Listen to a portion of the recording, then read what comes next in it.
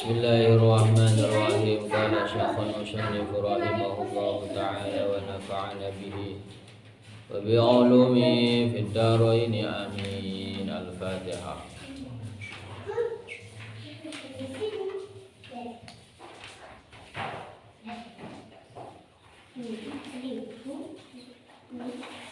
Bismillahirrahmanirrahim.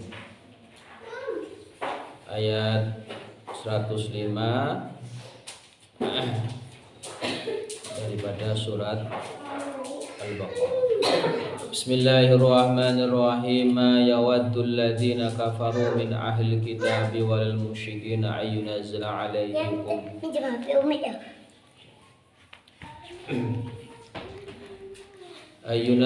alaikum min khairin min rabbikum wallahu yahtassu bi rahmatihi man yasha.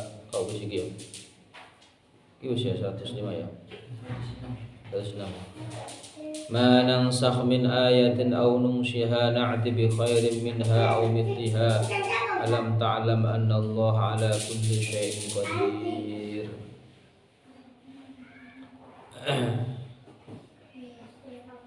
Ma nansakh lamun ambu brah sapa ingsun min ayatin saking ayat au nungsiha utawa ninggal sapa ingsun ha ing ayat na'ti mongko nekani sapa ingsun bi khairin kelawan kang luwih bagus minha tenimbang saking ayat au mithliha utawa padane ayat. Alam ta'lam ana toh ora ta'lam ruh ngerti sapa sira anallaha astune Allah ala kulli syai'in ing atase saben-saben perkara qadirun iku kuwasa. Alam ta'lam ana toh ora anallaha ana toh ora ngerti sapa sira anallaha ing setuhune Allah lahu iku ketutup kagungan Allah mulku samawati utawi kerajaan ana ing langit wal ardi lan ana ing bumi.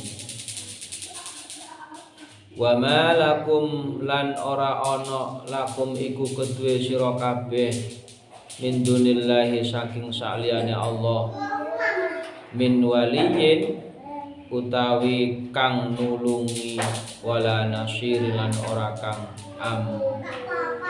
ambelani menulungi.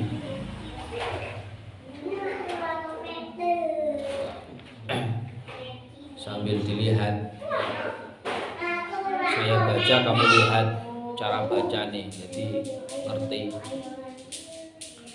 Ana ta turiduna padha karep sapa sira kabeh antas alu ing yen toh anjalu sapa sira kabeh rasulakum ing utusan ira kabeh kama kaya olehe suilatin suni sapa Musa Nabi Musa min qablu saking sadurunge iku wektu. Waman lan sapane wong yatabaddal kang anjalu ganti sapa man al kufra ing kekufuran bil imani den ganti kelawan iman faqat mongko temen-temen dolla sesat sapa wong sawa asabil ing luruse dalan. Di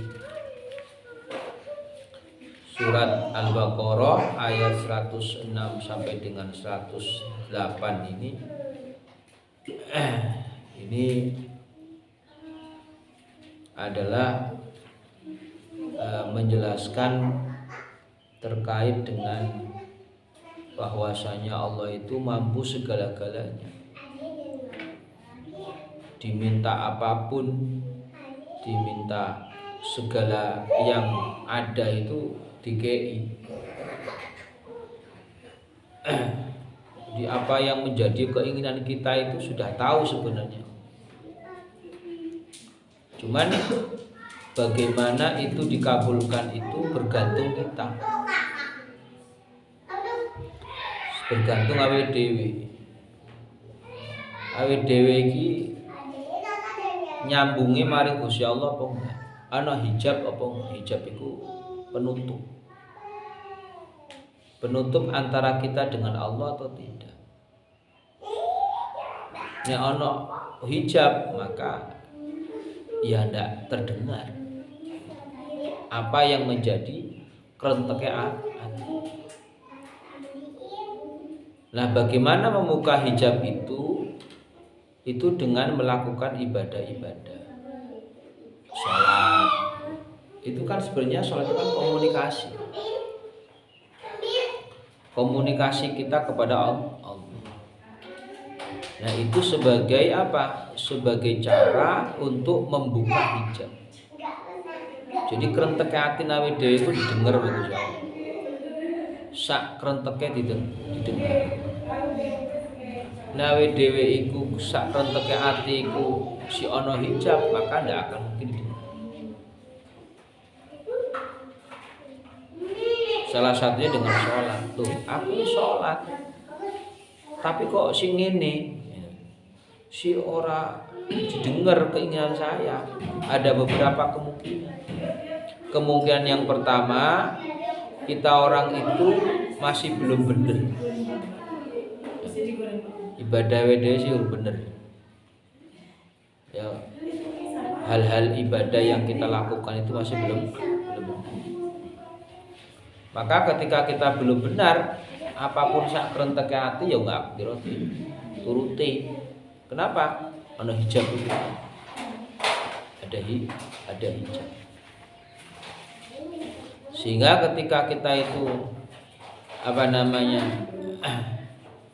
si ono hijab itu ya orang mungkin didengar. Kemudian yang kedua ada kemungkinan apa yang kita inginkan itu belum baik menurut Allah.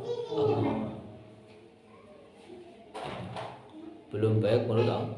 Koyo-koyo menurut kita itu benar. Menurut kita itu bagus, tapi menurut Allah tidak. Dia ana kemungkinan itu. Sehingga ketika ana krentek ati jare aku nek krentek yo dikabulno. Iku pertama kita orang itu misalkan masih belum benar, tinggal laku nawe dhewe iki lho. Ibadahnya sih belum bener, sikapnya sih belum bener sih. Maka mbok krentek apa wae, kita mengucapkan dalam hati seperti apapun tidak mungkin kan? Itu. Karena siapa dulu bener. Sholat tapi si orang bener.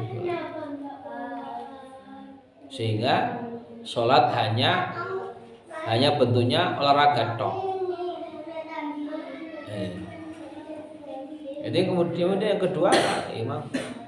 kedua kita meminta sesuatu ternyata belum baik menurut Allah. Allah punya beberapa yang bisa kita dapatkan.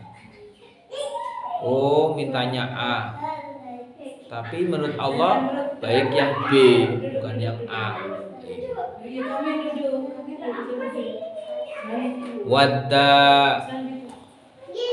padha seneng kathirun sapa wong akeh min ahli kitabi saking wong sing ahli kitab lau yaruddunakum menawa bisa ambalekaken sapa wong akeh kum ing sira kabeh mim ba'di imanikum saking sakwise imane ira kabeh kufaron hale dadi wong kafir kabeh hasadan krana dengki min indi anfusihim kang timbul ana ing awake dhewe wong akeh iku mim ba'di ma saking sakwise olehe mertelaan saking sakwise tabayyana olehe mertelaaken lahum kedue wong akeh apa al haqqu kebenaran Fa'fu mongko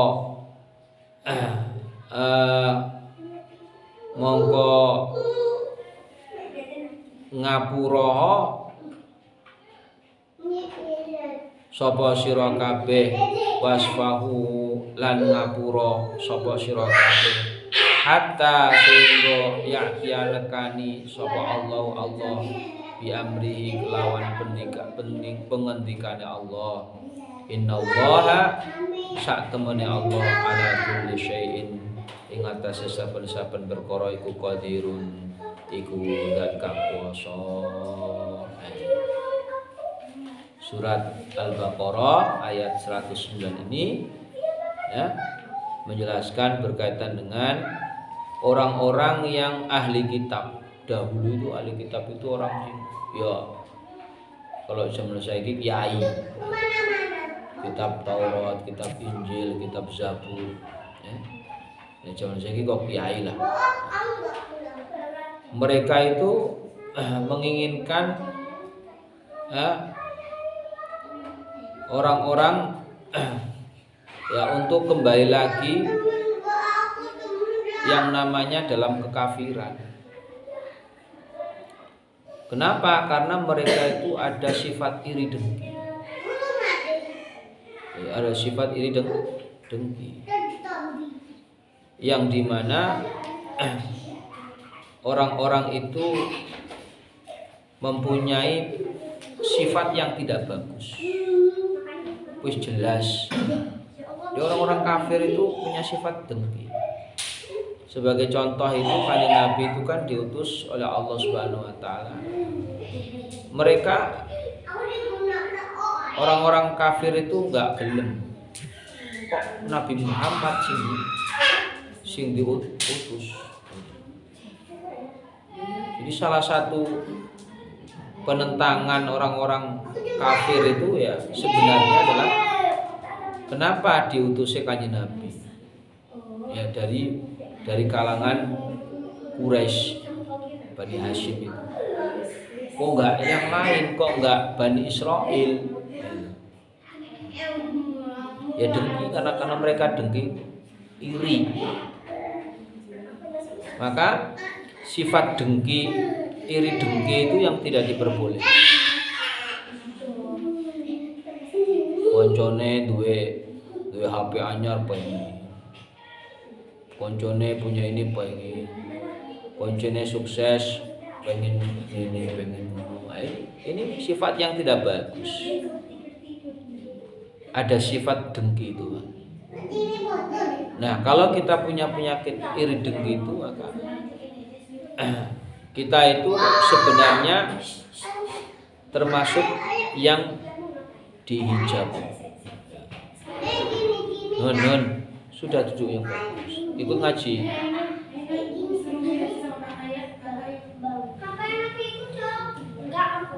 Nah itu. Jadi ada iri dengki itulah yang tidak boleh. Maka ketika kita itu kerentek hati, ngerti kerentek hati.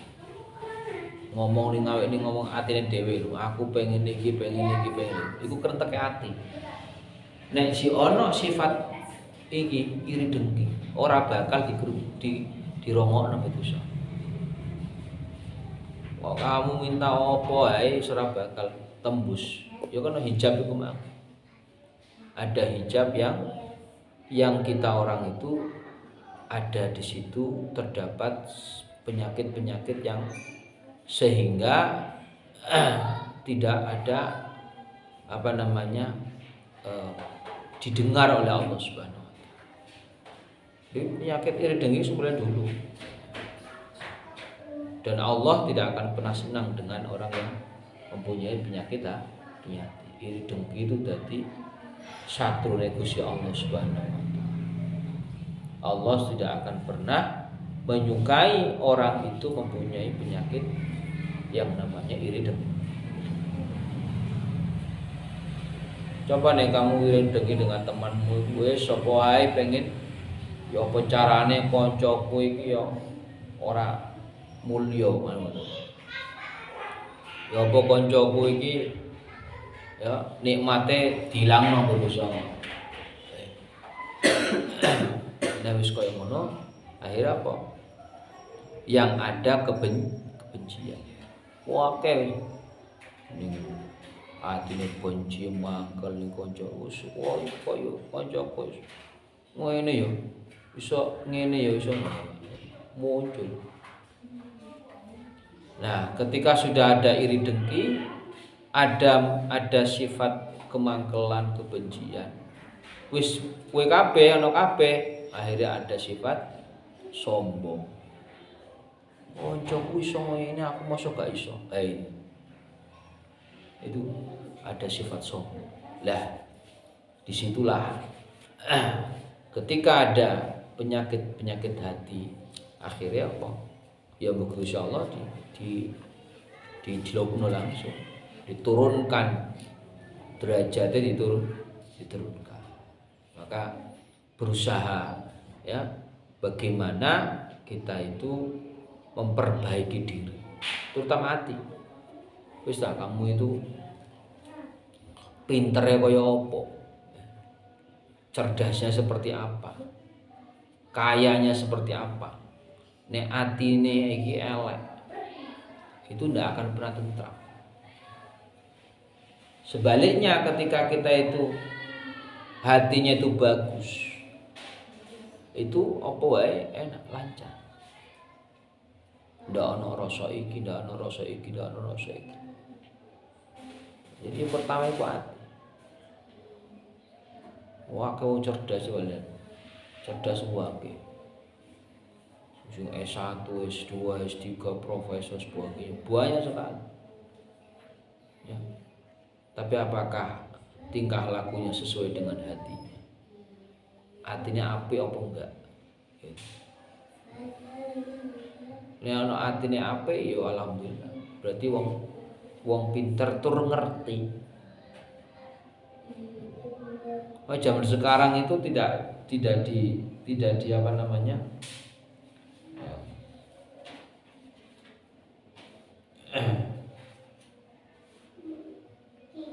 Di zaman sekarang itu sudah apa namanya tidak dibutuhkan, ya tetap dibutuhkan strata pendidikan, tapi dibutuhkan bagaimana dia mempunyai hati. Wah, kayak lulusan coba setiap tahun ya kampus itu meluluskan berapa ribu kampus di Malang lah katakan. Malang itu punya berapa kampus? Banyak kampus. Setiap tahun mengeluarkan atau mewisuda berapa ribu. Cerdas semua. Ndak ada si goblok. Pinter kabeh. Tapi apakah mereka punya hati? Hatinya bagus, hatinya tidak ada iri dengki, hatinya itu dengan teman itu begini, hatinya begitu aja. Wis, apakah mereka punya seperti itu? Gitu. Maka kita itu perlu tadi memperbaiki hati. Jangan bangga kita itu punya titel yang bagus, tapi tentu ya dan tuh hati. Dan tuh hati. Maka perbaiki. Hatine awake dhewe kudu diperbaiki. Baik koncone nek nolong itu kudu ikhlas, tulus lahir batin itu. Dengan sesama itu seperti apa?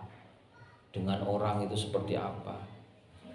Jangan ada punya sifat karakter yang suudzon kepada orang, mangkel kepada orang, iri dengki kepada orang, sombong. Lalu dia nek wis duwe pangkat jabatan akhirnya sombong. Akhirnya sombong. Nah, nek wis duwe sifat sombong itu akhirnya apa? Ya iku mah ada yang di dalam karakter diri kita terdapat ya godaan setan. Karena sifat sombong itu miliknya setan.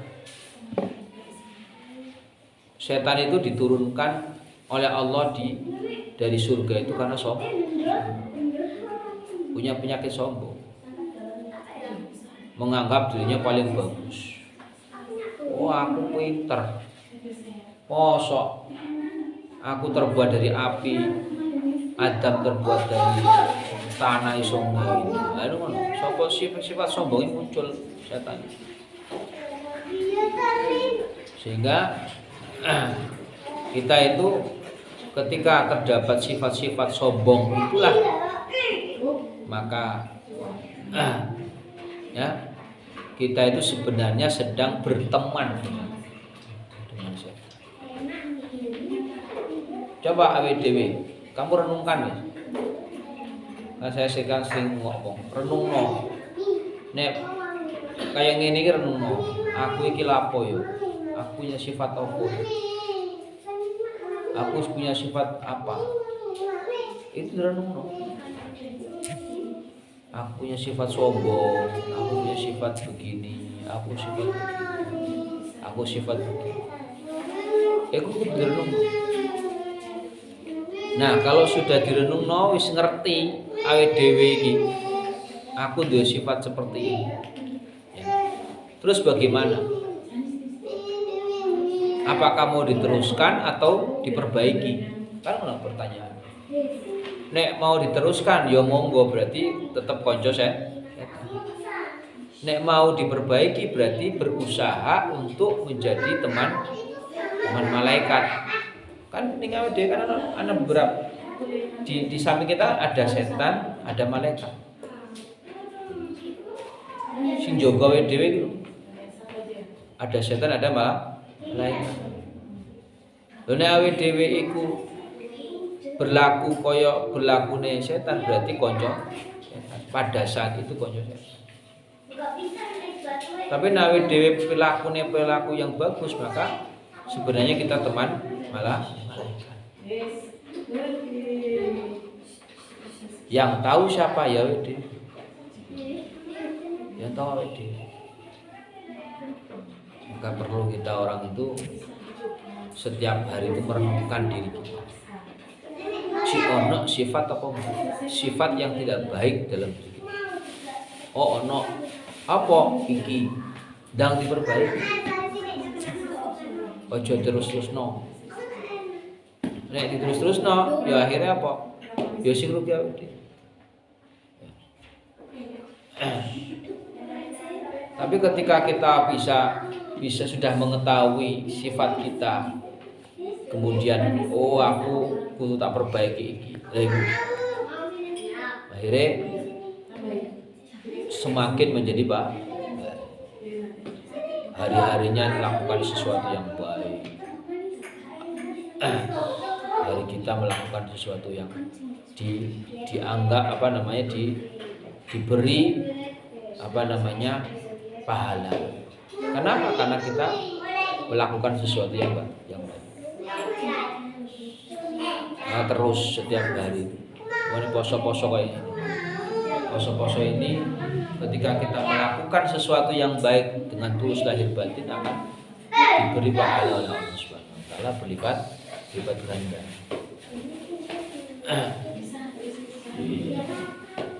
Lipat-lipat ketika kita itu melakukan. Oleh karenanya kita berusaha sekuat tenaga kita menjadi orang yang baik dan lebih baik.